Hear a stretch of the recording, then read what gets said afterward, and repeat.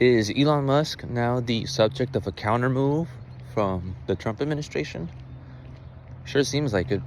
Nikola CEO Trevor Milton, who was found guilty for fraud, securities-related fraud, was issued a pardon by the Trump administration. Donald Trump issued a statement saying that the embattled CEO was just like him and had been the subject of some nasty New York prosecutors, unfair rulings, etc. The typical Trump diatribe on the issue. But notably, there are connections between the administration and Milton via his legal defense. See, Trevor Milton issued a statement on Thursday acknowledging the administration's merit, that it was great that Trump was on the loose within the economy, all that regular BS that CEOs like this guy mentioned.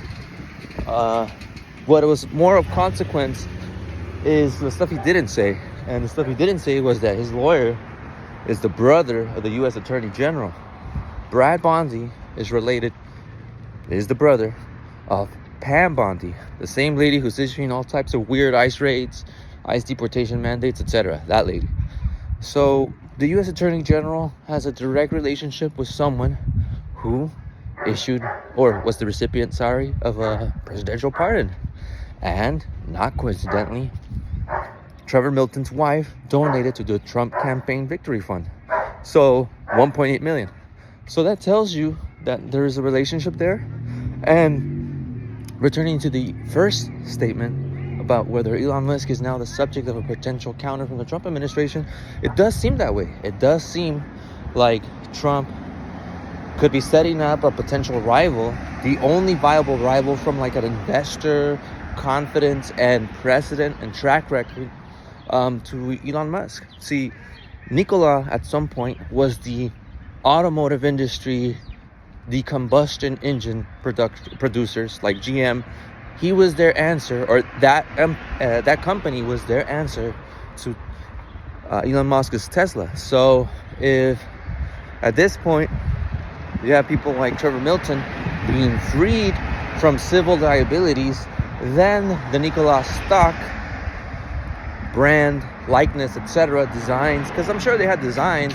The issue was fraud on the lines of having direct technology, but they can probably use commercially available EVs or even the GM stuff and continue with that brand, which is way more important than anything else that is technologically relevant. So I think at this point, it's important to keep in mind that Nikola is the only American, keyword American, distributor, brand, likeness, etc., for electric vehicles that could rival Tesla in any credible way. And I think the automotive makers in the US know this, and Trump and his people know this as well.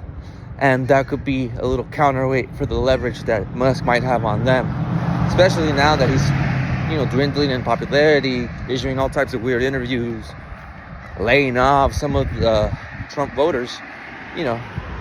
That irony isn't lost on the administration, and that potential for a voter revolt in the midterm elections is a very real thing. There's been a special election at the state level in Pennsylvania that's bolstering that argument that, hey, a lot of these centrists, center right-wingers, don't like too much of Musk or Trump shenanigans, and they're going to vote them out at the Senate and congressional level.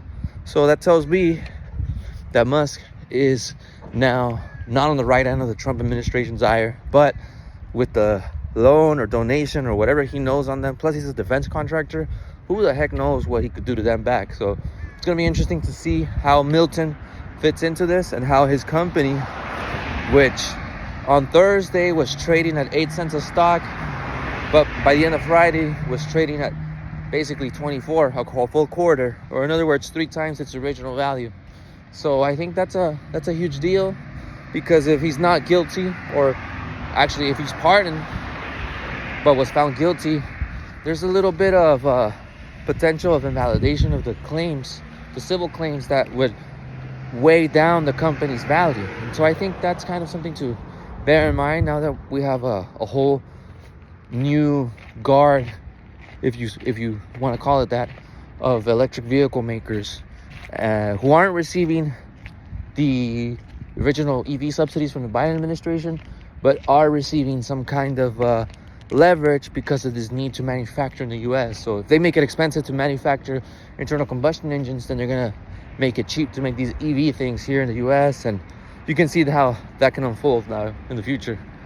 So keep an eye on that Nikola relationship, because it's certainly, it's telling.